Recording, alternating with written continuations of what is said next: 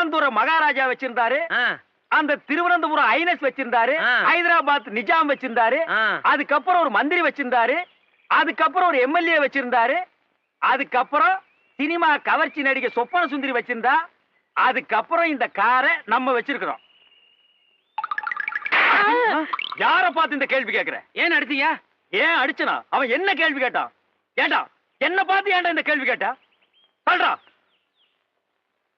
அது ஏன்டா என்ன பார்த்து அந்த கேள்வி கேட்ட? இத்தனை பேர் இருக்காங்களே, கேட்க கூடாதா?